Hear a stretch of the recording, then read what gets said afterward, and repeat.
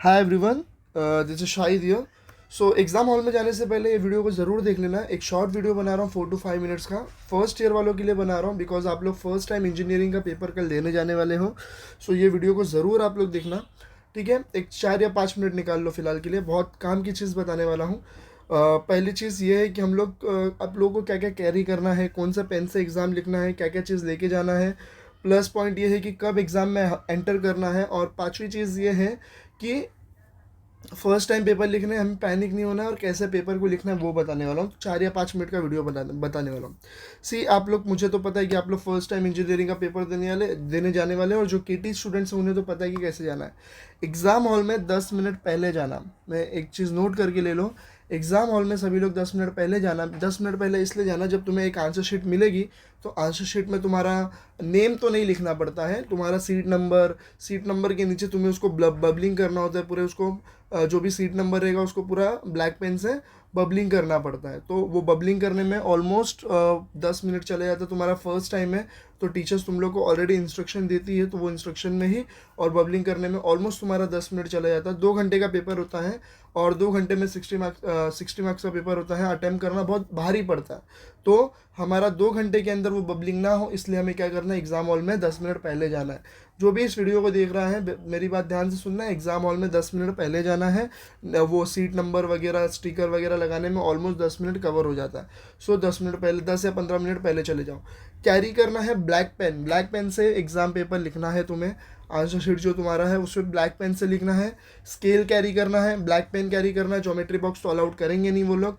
Black pen ले लेना, pencil की भी ज़रूरत नहीं रहती है। जो भी करना है सब ड्राइंग वगैरह बॉक्स वगैरह जो भी बनाना है वो ब्लैक पेन से ही बनाना है। स्केल कैरी कर लो, ब्लैक पेन कैरी कर लो, और किसी चीज़ की ज़रूरत नहीं है। सबसे इंपॉर्टेंट चीज़, मैथ्स का पेपर है तो क्या बोलते हैं उसको, कैलकुलेटर मत भूलना। तो 3 चीज़ पहले चीज़ लेके जाओ, ब्लैक पेन लेके जाओ। ब्लैक पेन 2-3 ब्लैक पेन ले लो, फिर अच्छे से ब्लैक पेन ले लेना।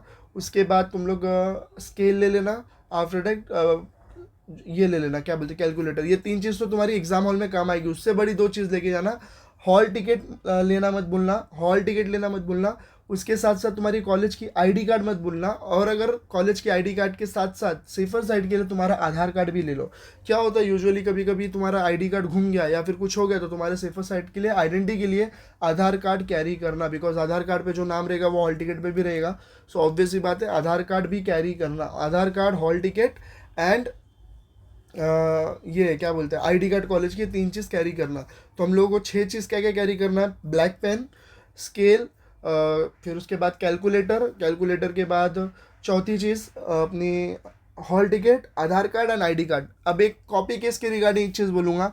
जो बच्चे लोग ने ये दिमाग लगाया है कि हम कल के पेपर में कॉपी करेंगे या करेंगे, एक चीज़ बता देता हूँ, इंजीनियरिंग का रूल है। अगर आप लोग कॉपी केस करते हुए पकड़ा गए, यूनिवर्सिटी के किसी मेंबर ने पकड़ लिया, तो याद रखना एक पेपर में पकड़े गए तो बाकी के चारों पेपर में फेल हो जाओगे। तो एक चीज़ का ध्यान रखना, हमें कॉपी केस बिल्कुल नहीं करना है, ना फ़ोन साथ में रखना है, ना कॉपी केस वगैरह कुछ करना है। ये सारी चीज़ें तो हो गई।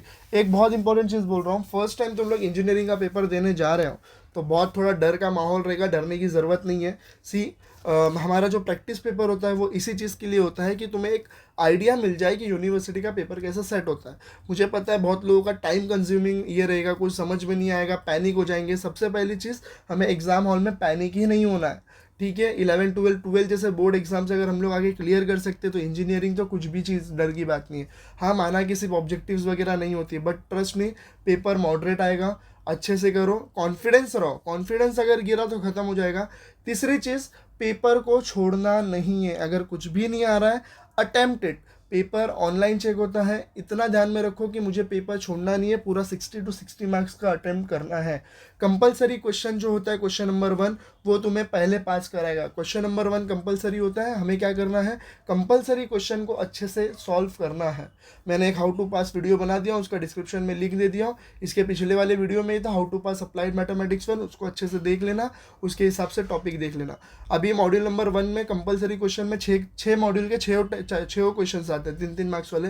तो अगर कोई बच्चा मॉड्यूल नंबर 2 छोड़ के जा रहा है तो अटेम्प्ट एनी 5 रहता है। तो क्वेश्चन नंबर 1 के पाँचों क्वेश्चन अटेम्प्ट कर लो अगर पाँचों मॉड्यूल कर रहे हो। एंड डेरिवेटिव आता है, सक्सेसिव डिफरेंशिएशन के क्वेश्चन आते हैं, फिर हाइपरबोलिक के क्वेश्चन आते हैं। इन हाइपरबोलिक या इन्वर्स हाइपरबोलिक दोनों में से एक 3 मार्क्स का क्वेश्चन आता है।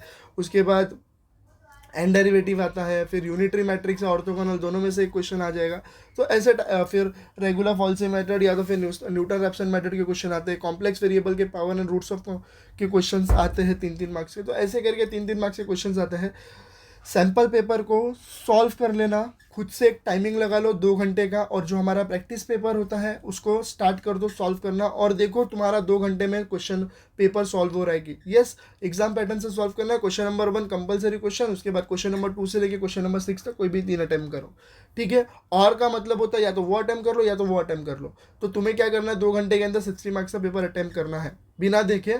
तो अगर आप लोग ने ये सॉल्व कर लिया तो जब आप एग्ज़ाम हॉल में जाओगे, एग्ज़ाम हॉल में जाने के बाद आप लोगों को एक आइडिया आ जाएगा कि भाई हाँ, ये पेपर को मैंने कल ही सॉल्व किया था, इसके रिलेटेड ही कुछ वैल्यू चेंज हुई रहेगी, कुछ कुछ की वैल्यूज़ भी सेम आ जाती है।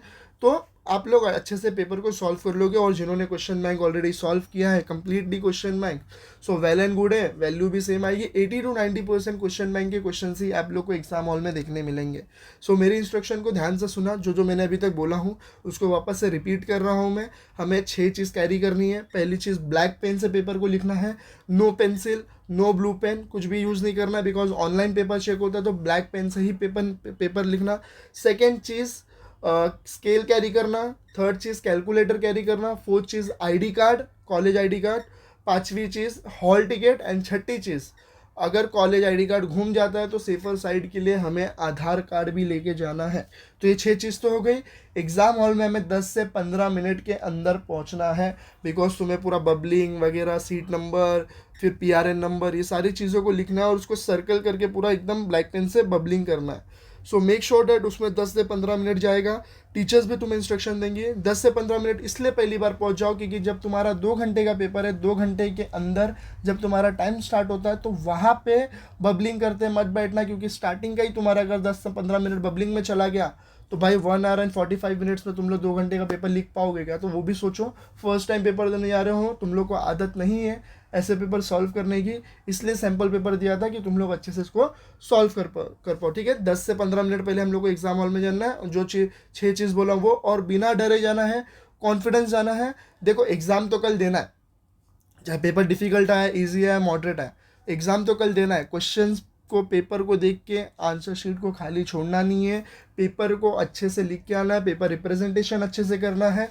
देखो आप लोग क्लियर करोगे, मुझे आप लोगों पर पूरा भरोसा है। पढ़ाई अच्छे से क्लियर होगे, कॉन्सेप्ट अच्छे से क्लियर रखोगे, स्टेप्स अगर दिमाग में अच्छा रहेगा तो अच्छे से क्लियर हो जाओगे। मॉड्यूल 1 अच्छे, देखो एक और बात चीज़ बता देता हूँ, मैथ्स 1 में अभी तक जिसने भी स्टडीज़ किया रहेगा वो ये चैप्टर को अच्छे से कर लेना। Module number 1 complex variable, module number 6 numerical methods, उसके बाद मॉड्यूल नंबर 5 मैट्राइसेस। 3 मॉड्यूल तो अच्छे से आना ही चाहिए। फिर मॉड्यूल नंबर 3 पार्शियल डिफरेंशिएशन, फिर module number 5 partial and successive differentiation. ये 5 मॉड्यूल्स अच्छे से कर लो।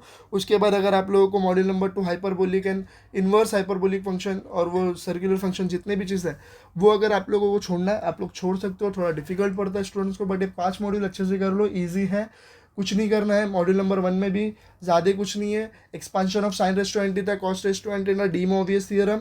फिर उसके बाद power and roots of complex number, expansion of sine and cos and theta, ठीक है। ये मॉड्यूल नंबर 1 में है। मैट्राइसेस में टाइप्स ऑफ मैट्राइसेस करो, यूनिटरी मैट्रिक्स और ऑर्थोगोनल, स्क्यू हर्मिशियन और हर्मिशियन मैट्रिक्स भी देख लेना।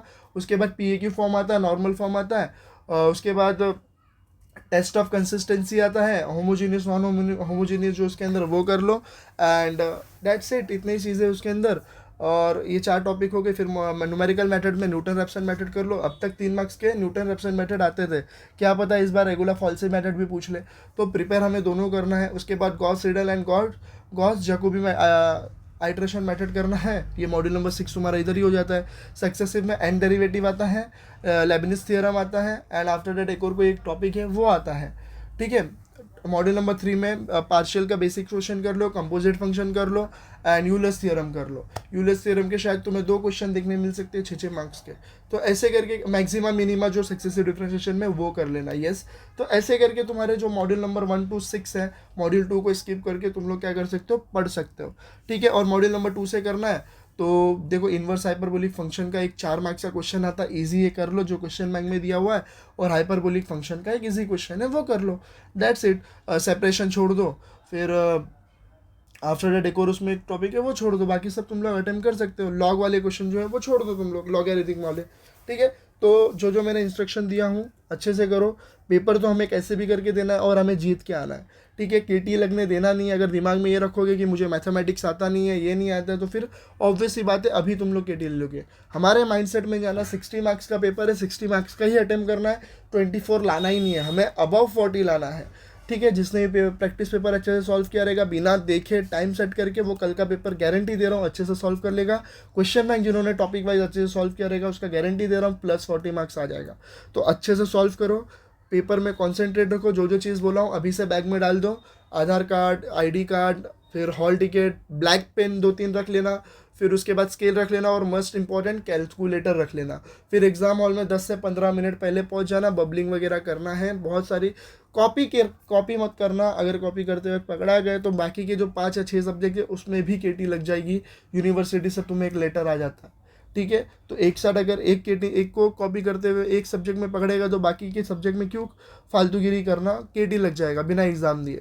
सो मेक श्योर डेट कॉपी के से दूर रहना है। नहीं आता है फिर भी पेपर लिख के आना है। पेपर का रिप्रेजेंटेशन अच्छे से होना चाहिए। अगर क्वेश्चन नंबर 1 का A 1 पेज पे सॉल्व कर रहे हो तो क्वेश्चन नंबर 1 का B नेक्स्ट पेज पे सॉल्व करो। ये गोजा गाजी करने की ज़रूरत नहीं है, खिचड़ी बनाने की ज़रूरत नहीं है। बहुत बड़ा आंसर शीट होता है, 32 पेजेस का होता है, भरो, सप्लीमेंट लो, लेकिन फालतूगिरी करो मत। अगर एक लाइन भी गलत हो रहा है तो पूरे पेज को कैंसिल करो, सॉरी एक लाइन गलत हो रहा है तो उसको सिंगल लाइन मार दो, 2-3 लाइन गलत हो रहा है तो पूरे पेज को क्रॉस करो और वही क्वेश्चन को न्यू पेज पे करो। उधर ही खिचड़ी वगैरह बनाओ मत, अच्छे से एक एक लाइन छोड़ के सॉल्व करो, नीट एंड क्लीन सॉल्व करो। अच्छे से सॉल्व करोगे, पेपर रिप्रेजेंटेशन अच्छा होगा, ऑनलाइन होगा तो तुम्हें मार्क्स भी वैसे मिलेंगे, ठीक है। अब तक जैसे 11th-12th में आया वो ऑफलाइन जैसा चेक होता है वैसा इंजीनियरिंग का पेपर चेक नहीं होता है। तो make sure that paper representation और राइटिंग अच्छे से होना चाहिए। और एक इंपॉर्टेंट चीज़ बोल रहा हूँ, जैसे कि कंपलसरी क्वेश्चन अगर तुम लोग पहले अटैम्प्ट कर रहे हो, मुझे तो लगता है सभी को कंपलसरी क्वेश्चन ही अटेम्प्ट करना चाहिए। आफ्टर डेट क्वेश्चन नंबर 2 से लेके क्वेश्चन नंबर 6 तक, अगर मान लो तुम लोग ने क्वेश्चन नंबर तुम लोग को 3 अच्छे से आता है, 3 में A B C या A B, क्वेश्चन नंबर 3 में A B अच्छे से आता है और तुम्हें लगता है उसका फाइनल आंसर तुम्हें अच्छे से आएगा, तो पहले अटेम्प्ट करो क्वेश्चन नंबर 3 के A B, ठीक है। C के लिए जगह छोड़ दो। उसके बाद क्वेश्चन नंबर 5 आता है तो वो अटेम्प्ट करो। ऐसा ज़रूरत नहीं है कि सीरियल वाइज जाना है, बट मेक श्योर डेट जो सब क्वेश्चन अटेम्प्ट कर रहे हो क्वेश्चन नंबर 3 के, उसके तीनों क्वेश्चन लाइन से होने चाहिए ABC, क्लियर, ठीक है। सो ऐसे करके तुम लोग को पेपर लिखना है। ऑल दी बेस्ट, अच्छे से पढ़ाई करो, कल का पेपर है, फर्स्ट टाइम पेपर है, रात जाग लो, अच्छे से करो, जितना पढ़े उसी को रिवाइज करो, लेकिन जिसने 4 मॉड्यूल भी किया इनफ है, अच्छे से पढ़ाई करो। सैम्पल पेपर, प्रैक्टिस पेपर जो हमारा है वो अच्छे से कर लो। अभी जिसको पता है प्रैक्टिस पेपर कहाँ से निकालना है, इंस्टाग्राम पे प्रैक्टिस पेपर डाला है, प्रैक्टिस पेपर के सोल्यूशन एक्ट पे डाले। जिन्होंने अभी तक क्वेश्चन बैंक भी नहीं लिया है, जिसको क्वेश्चन प्रैक्टिस पेपर के सोल्यूशन भी दिए, डिस्क्रिप्शन में लिंक दिया हुआ है। KT और रेगुलर दोनों के लिए ये एडवाइस था। So all the best for exam, bye bye.